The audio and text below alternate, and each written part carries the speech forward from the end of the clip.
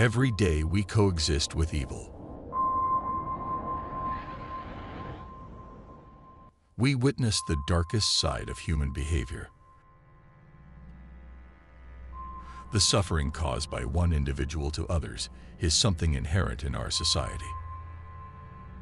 As dedicated investigators of the criminal world, we're on a mission to uncover the most shocking crimes and get inside the minds of those who commit them. I am Lucas, and today I bring you another unreal true crime.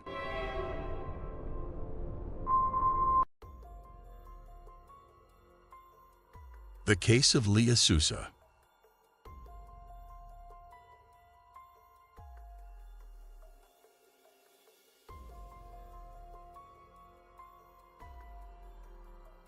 On June 7, 1977, the state of Ontario, Canada, witnessed the birth of Leah Sousa. Leah's life began with her strong and determined mother, Leah Sousa, who, despite being a single parent, left no stone unturned in ensuring her daughter's well-being. For a considerable time, their world was just the two of them, journeying through life's highs and lows together. As time unfolded, Laura introduced Leah to her new baby brother, Michael. The identity of their father remains undisclosed to the public. While some believe that a father figure was missing from their lives, the addition of Michael brought a sense of completeness to their family. Living in Cumberland Beach, Ontario, a quaint region about 2 hours away from Toronto, the Sousas had a humble abode with a combined living and kitchen area and a single bedroom. But this didn't deter Leah's spirit. She grew into a radiant young girl with a lively sense of humor and zest for life. Leah's academic achievements and her roles as a doting sister and daughter made her family immensely proud.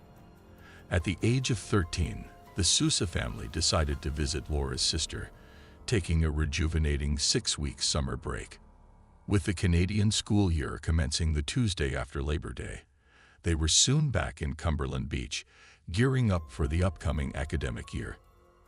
As the 1990 Labor Day weekend approached, Leah was eagerly preparing for her impending high school journey. On the night of September 1, while she rested on the couch, Laura and baby Michael slept peacefully in the bedroom. But that tranquility was shattered when, between 1:30 and 3:00 a.m., an unknown individual forcibly entered their home. Initially, the intruder brutally attacked Laura, using a metal object to inflict severe head injuries. He then turned his attention to Leah, assaulting her inside the house before dragging her to the backyard for further violence. The following morning, a friend of Leah's grew concerned after failing to reach her by phone. She decided to check on her, cycling over to the Sousa residence. The horrific sight she discovered was beyond comprehension. Leah's lifeless body lay in the backyard amidst a scene of devastation. The police were immediately alerted, and upon arrival, they found Laura grievously injured but alive. The silver lining amidst the tragedy was that young Michael remained untouched and unaware of the nightmare that had taken place. Laura was rushed to a Toronto-based hospital, where she spent 3 challenging weeks recuperating under tight security, fearing the perpetrator might return. The extent of her injuries required multiple surgeries, leading to the insertion of metal implants in her skull and cheek. One eye was severely damaged, resulting in lasting issues like impaired vision, dizziness, and diminished hearing. The brutal attack on Leah and her mother, who miraculously survived, profoundly shook both law enforcement and the residents of the rural community. In a place where people once led peaceful lives, leaving doors and windows open and letting children cycle freely without any fear, panic began to permeate the air. Parents became hesitant to let their children play outdoors, preferring to keep them close and in sight. Locking doors, securing windows, and keeping weapons nearby for self-defense became commonplace. In fact, out of sheer fear of a nocturnal assault, many residents started keeping a weapon or tool close to their beds. The palpable fear was evident on the faces of the community members. Investigators tirelessly worked to shed light on the events and identify potential suspects. Even though various samples were collected from the crime scene and inside the home, they couldn't find the assailant's DNA. Neither the weapon used in the crime nor the bloodied clothing the perpetrator wore during the attack was ever found. One key clue emerged: a footprint from a size 9 or 10 Nike tennis shoe made of leather. It was believed that Laura might have seen the attacker, but due to her injuries, she could not recall any events from that night. Investigators theorized that the individual who took Leah's life might have been familiar with the family and their vulnerabilities, noting their secluded living area and the absence of a male figure in the household, a single mother with an infant and a teenage daughter. Furthermore, detectives hypothesized that the attacker knew the region well, possibly being a resident or a frequent visitor, and was aware that the family was alone that particular night. One person of interest identified was Brian Timothy Elson from a nearby town. 4 months after Leah's tragic end, Brian took the life of 17-year-old Sandra Bannister in a place less than 13 kilometers from where the Sousa family lived.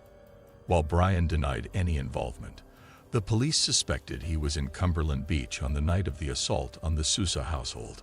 However, after questioning, he was released. He was never charged for Leah's murder, but pleaded guilty to manslaughter in Sandra's case, serving only 6 years in prison. After his release, due to concerns about his potential threat, the courts allowed the police to monitor his movements for 3 years, though this led to no further developments. As the authorities persisted in their investigations, Laura grappled with the gaps in her memory. Eager to recall the events of that fateful night, she tried various methods, including hypnosis and the controversial use of sodium pentothal, commonly known as truth serum. However, these attempts were in vain. Later, she turned to a renowned expert in brain science in Ontario. He attempted to stimulate Laura's damaged right brain hemisphere with magnetic fields to retrieve memories. Sadly, this effort also failed. He explained that human memories don't instantly solidify. Experiences take 20 to 30 minutes to permanently store in our brains.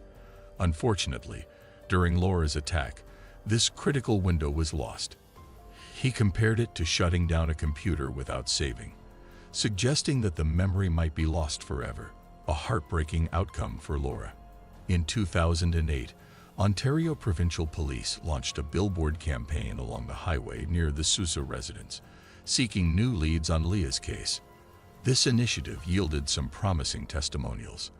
That same year, an intriguing tip led to an extensive search for the murder weapon on a wooded property in Cumberland Beach. However, the search came up empty, and Leah's case remained unresolved. In 2010, marking the 20th anniversary of the crime, the news program ran a feature on Leah's case.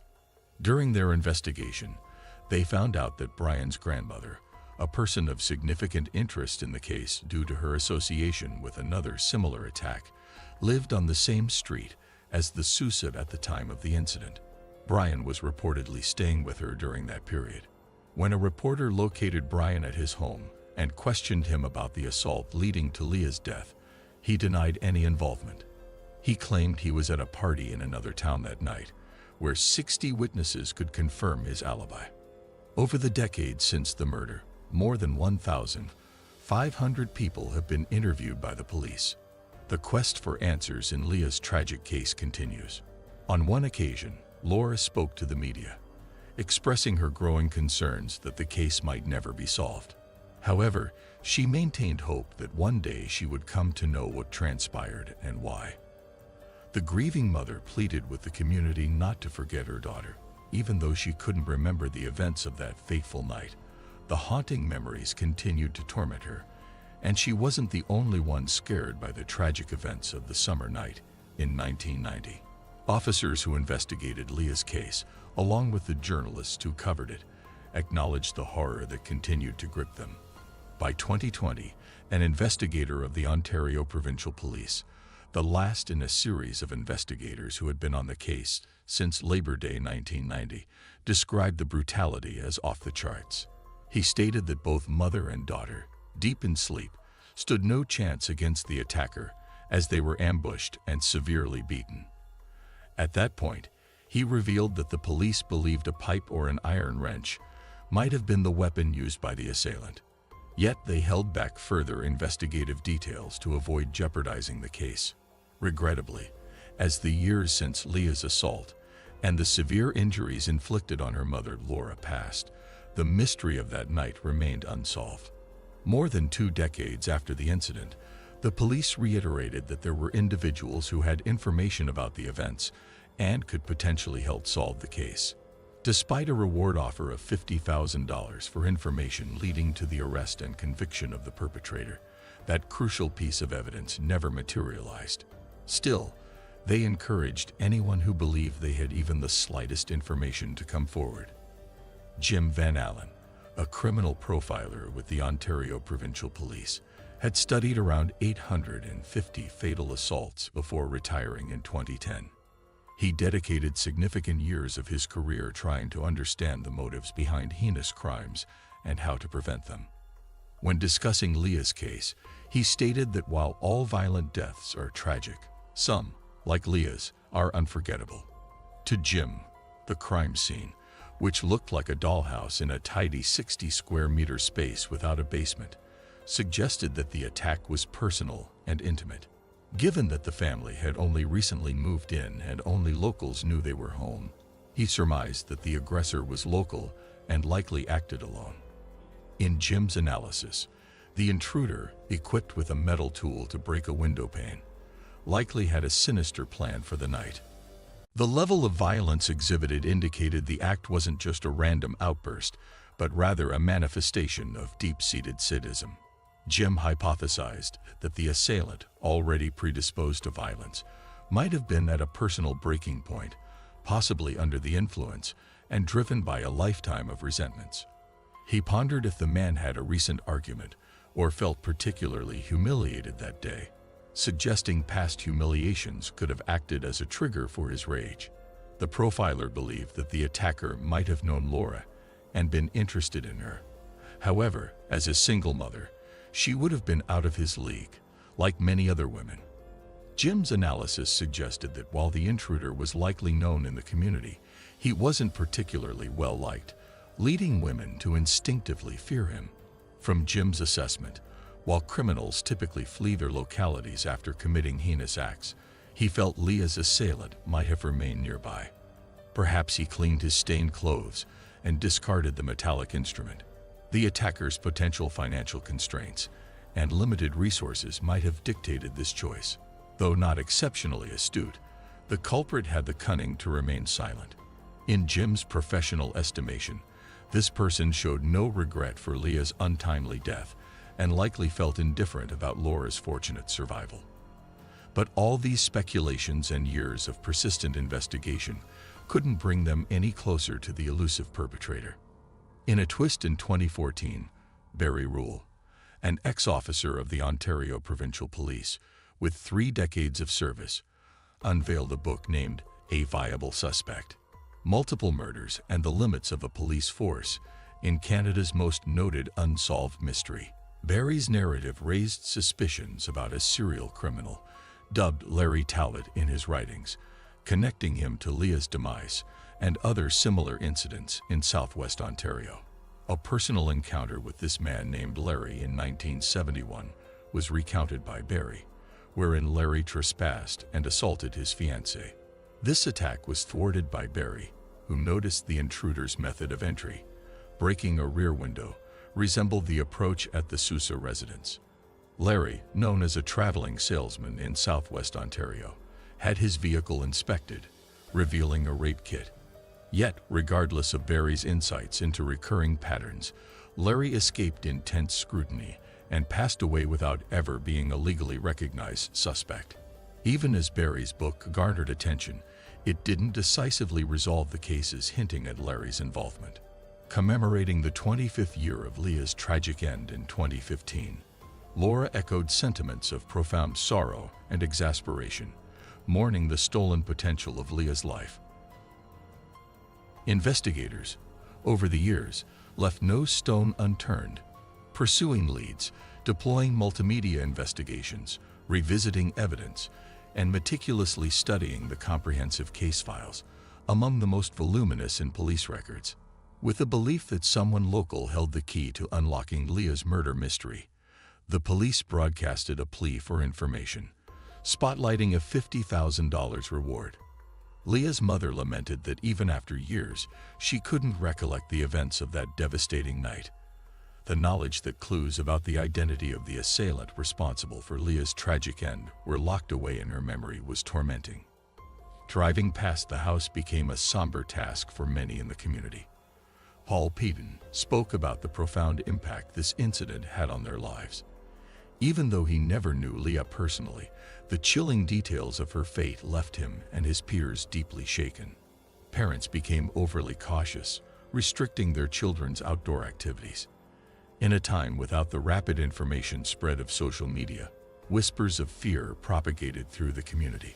A new detective took over the case in 2019, and he has been diligently collaborating with experts from similar past cases.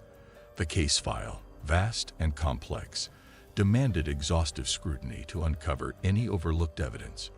Though he didn't divulge specifics on whether they believed a single individual or multiple were involved, he emphasized the continual re-examination of evidence from 1990, thanks to modern forensic methods.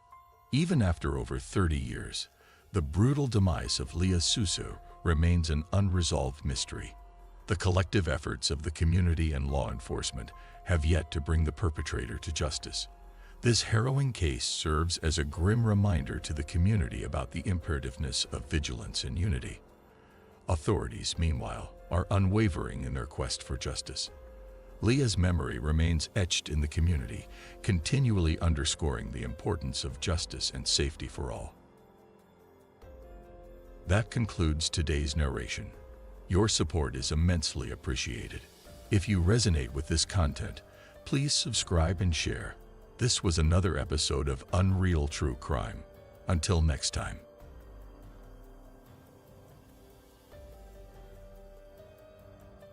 On January 24, 2009, in the Spanish city of Seville, a 17-year-old girl named Martha del Castillo left to meet her boyfriend, Miguel Carcanio, as they needed to discuss some aspects of their relationship.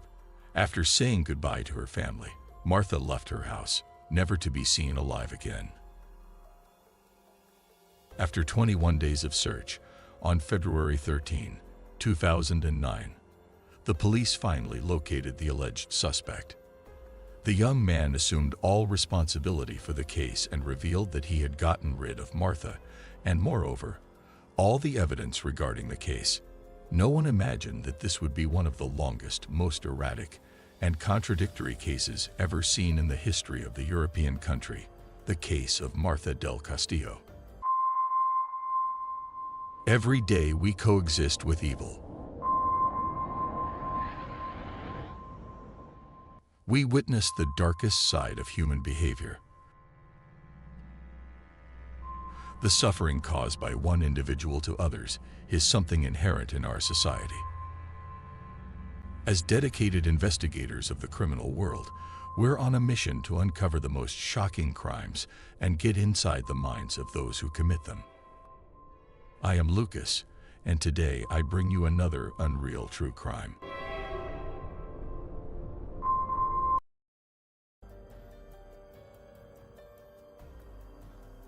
The case of Martha del Castillo.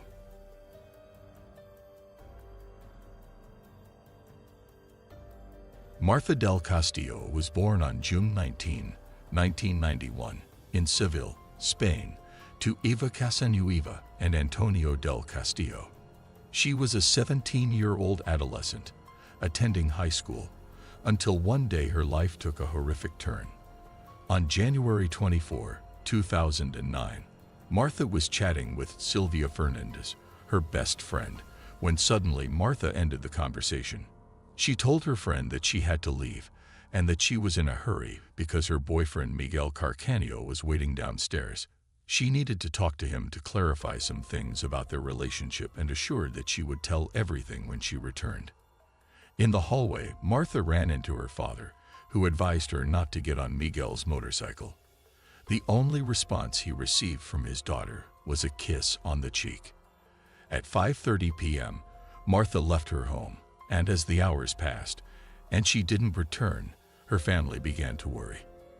Her mother decided to call all acquaintances who might have information about her daughter's whereabouts, including Carcaño. The unanimous response was that Martha must be with Miguel. He must know where she was. However, after the young man did not answer the calls, Martha's father decided to approach the boy's house, repeatedly rang the bell, but no one opened the door.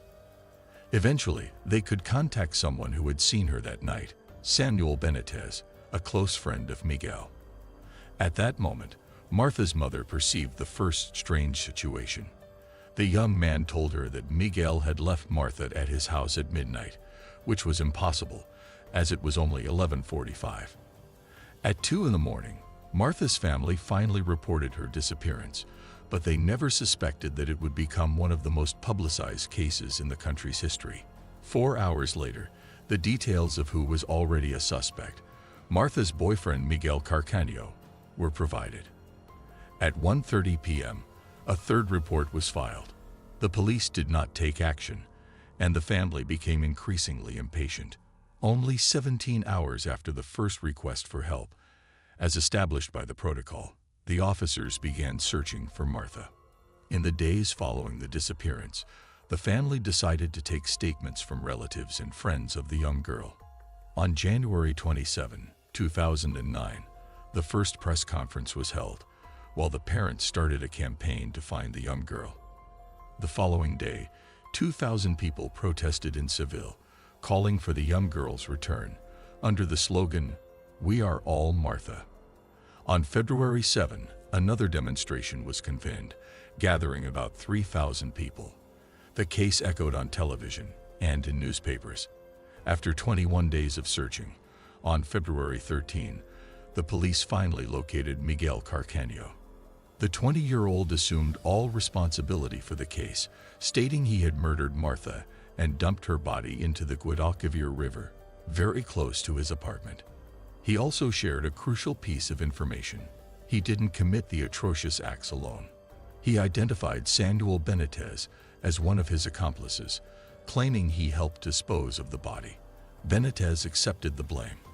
Later, Miguel identified Javier Garcia Marin, a problematic miner known as El Cuco, and Francisco Delgado, Carcaño's brother, and his girlfriend, Maria Garcia, as accomplices. All 5 were arrested. The interrogations led to a wave of contradictions, and simultaneously, the meticulous search for Martha's body in the river commenced. On February 16, Carcaño reiterated his statement in front of a judge. Unlike his friend Samuel, who wanted nothing to do with the case, he assured he had not been involved in Martha's murder and only confessed due to police harassment. On March 18, Miguel Carcaño requested to make another statement and changed his version of events, claiming both he and El Cuco abused Martha at knife point, after which the miner strangled her. They then took her body to Delgado's house and later threw it into a garbage container. Following these declarations, the judge ordered the suspension of the search in the Guadalquivir River and directed the search to a landfill. Martha's father even accused Delgado's girlfriend, as her father worked at a biological waste crematorium. He speculated that the body might have been incinerated. This theory gained media traction, but the police continued their search. On November 16, 2009, El Cuco exceeded the maximum term for preventive detention and was transferred to a supervised flat awaiting trial. In February 2011, he was tried again, this time for abuse and murder. However, due to insufficient evidence, he was acquitted of these charges but was sentenced to 2 years and 11 months in a juvenile detention center for covering up for Carcaño.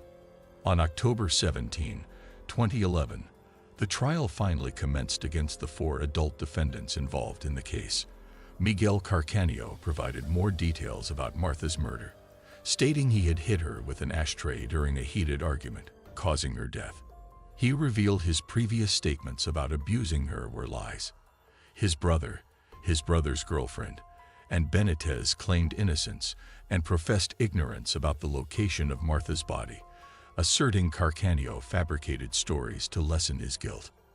By November 22, 2011, the forensic police confirmed that they had found traces of Martha's blood on Miguel's jacket and a mix of his and Maria Garcia's genetic profiles on a roll of fabric tape. DNA from Francisco Delgado and the aforementioned woman was also found on an extension cable, believed to have been used to strangle Martha. This was unusual, as the accused kept insisting that she had only been at the crime scene in the early morning and was unaware of the entire incident. After uncovering the lie, Maria Garcia was accused of desecrating the body and cover-up. The police also detected up to 5 fingerprints on 3 alcohol bottles, one belonging to El Cuco. The only one against whom there was no evidence was Benitez. By this point, the 5 youths were already under the scrutiny of the entire population.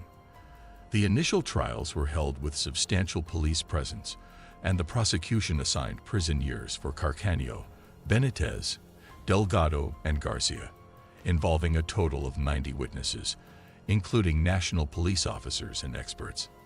The assistance of 30,000 phone monitorings, crime scene photographs, DNA found by the forensic police, and items found at the house located at Leon 13 were considered. The trials had created such a public uproar that people pressed against the police cordon to receive the accused, loudly demanding the appearance of Martha's body.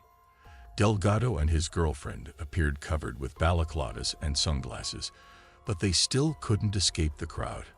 A lady approached them and started insulting them. Other people tried to remove their glasses while pushing them so that everyone could see their faces. During the trial, El Cuco's mother was interviewed, her face covered. She asserted her son's innocence and claimed neither she nor he knew anything about Martha's body. She was labeled a liar by journalists but didn't care. She still received a sum of 10,000 euros for being interviewed. A few days later, Martha's family asked that her earnings from the program be regulated and that the money be used to face her son's sentence. During the proceedings, a key witness appeared: the taxi driver who transported Delgado on the night of the crime. He stated that he was very attentive to the passengers he picked up, as a colleague had been murdered while working recently. He remembered picking up a bald man with a beard, matching Delgado's description, who had a plastic bag, and looked at him very intently. He took him to Leon 13 Street, precisely where the crime had occurred, and the charge was 8 euros. However, Delgado's defense lawyer questioned this evidence, claiming the fare for the 2 kilometers covered in those years should have been 5 euros, not 8, thus discrediting the statement. When Martha's parents took the stand, they mentioned the profound pain the situation was causing. They had to quit their jobs, start psychiatric medications, and even develop depression. Their other 2 daughters, Martha's sisters, were also going through a horrible time. They just wanted everything to end. To add to the pain, the jury's verdict in January 2012 didn't satisfy the family. Carcanio ended up as the sole responsible party for the young girl's murder and was sentenced to 21 years and 3 months in prison. Additionally, for the next 30 years, he is banned from residing in the city where the victim's parents and sisters live. At the same time, Carcanio should pay part of the trial costs and compensate the victim's parents with 280,000 euros and each of her sisters with 30,000 euros for the moral damage caused by Martha's murder and disappearance. Meanwhile, Delgado, Maria Garcia, and Samuel Benitez were released as there was no evidence placing them at the crime scene at the time of the murder. The following year, Delgado and Benitez demanded Martha's family pay for the trial costs. Martha's father stated he would seek justice beyond national borders, as he believed the system in Spain was obsolete. He even claimed he would go to Strasbourg, home to the European Parliament and the European Court of Human Rights. In December 2011, Martha's mother wrote a letter to Carcanio and sent it to prison, asking him to end the torture of uncertainty she felt due to the absence of her daughter's body. She wanted Martha to rest in peace in a place where she could bring her flowers and talk to her. However, the letter never received a response. On January 24, 2012, 3 years after Martha's disappearance, demonstrations occurred in various cities and towns in Spain, demanding justice for the young girl. In prison, Carcanio was threatened by other inmates and later attempted suicide. He was admitted to a therapeutic module and did not receive visitors or talk to anyone on the phone. The young murderer was very busy during his imprisonment, creating up to 7 different versions of the crime, leading to several lawyers resigning from defending him. The latest version, in 2013, implicated someone close to him as the perpetrator of the crime. Carcanio spoke of an argument between him and his brother over the mortgage for the house at Leon 13. He sent a letter to the family expressing his wish to stop covering for Delgado. According to this version, a fight ensued over a fraudulent loan. The conversation escalated to the point that Delgado threatened his brother with a weapon. When Martha tried to intervene, she allegedly received a fatal blow with the butt of Delgado's gun. Delgado then made a call, and Miguel claims he doesn't know who it was directed to or what was discussed, but he remembers that he then ran out of the house, leaving Martha lifeless in the room. It was then that El Cuco arrived, and Miguel asked for his help to dispose of the body using a wheelchair. They transported the body to the Majaloba farm in La Rinconada and buried it there. Martha's parents believed Carcanio's version and held him in high esteem despite everything that had happened. They requested the reopening of the investigation, focusing on Miguel's brother this time. However, neither the prosecution nor the judge gave weight to the statements. Martha's father decided to visit Carcanio in prison himself, asking him to collaborate. He even told him he had bought the house at Leon 13 and that it would be his after serving his sentence if he helped find his daughter's body. The search for Martha's body was one of the most expensive in the country's history, encompassing both land and sea to locate the young girl. The first search was conducted in the Guadalquivir River. However, several inconsistencies were found when agents tried to recreate the transfer from Leon 13's floor. It was impossible for 3 people, in this case El Cuco, Carcanio, and Benitez, to transport together on a motorcycle, especially carrying Martha's body. In the reenactment, the body fell to the ground the moment the engine started, when Carcanio claimed that the body had been thrown in a trash bin. The search began in the landfill that receives all the waste from Seville. Due to the time elapse since the young girl's disappearance and the vast amount of waste received by the landfill, the search team estimated they would have to remove around 40,000 tons of garbage to obtain some result. They searched for a total of 32 days without success. The accused mentioned up to 4 different locations where the body was, prompting new searches each time. On one occasion, the then Interior Minister, Alfredo Perez, had to pause the search as the Ministry of Economy and Finance was running out of funds. In April 2013, after pointing to his brother as Martha's real murderer, Carcanio gave a new location for the body near the municipality of La Rinconada. Despite losing almost all credibility after so many false versions, a new search was decided upon. Carcanio accompanied the police officers to where he claimed to have buried Martha's body along with Delgado on that night in 2009. He did not give precise directions. He only sketched the area where he believed they had dumped the body. The soil of 6 farms was excavated, focusing on points where, according to a study done with a georadar, there had been earth movements in recent years. In total, an area of 10,000 square meters was scanned, but again nothing was found. All the searches were in vain. At the request of the parents, the search for the body was halted until 2015. The public ministry asked the defendants to jointly compensate the Ministry of the Interior with a sum of €616,319, the approximate cost of the search, but this never happened. Fortunately, other doubts in the case were resolved, thanks to a very special collaborator. In February 2009, Oscar presented himself to Rosalia, Cuco's mother, as a criminal, but in reality, he was an infiltrator seeking a confession, simple words that could shed some light on Martha's whereabouts. Over time, they began to meet frequently, seeing each other every 2 or 3 days, and talked daily on the phone. Roselia trusted him with the keys to her house. They shared confidences, took long walks on the beach. He gained her trust and won her over. He even made her believe that they would leave together for some country in Eastern Europe once everything ended for her son. For 2.5 years, Oscar recorded 600 hours of conversation between Roselia and her surroundings. In October 2011, El Cuco was already granted release permits from the juvenile center to which he had been sent for covering up for Carcaño. During a conversation, Oscar asked the young man if he thought the police were following him, to which El Cuco responded affirmatively, asserting they would do so to find out where they got rid of Martha. This statement forever incriminated him. After finishing talking, El Cuco immediately realized what he had said and quickly rectified, asserting he hadn't done anything, while Oscar played along as if he hadn't noticed. In other tapes, El Cuco mocked the police's efforts to find the body, and Roselia discussed how inept the investigators had been for not auditing the calls from her mobile phone. Despite the hard work of the man, those 600 hours of recordings were never judicialized. Only in 2022, 13 years after Martha's disappearance, did the infiltrators' work yield results.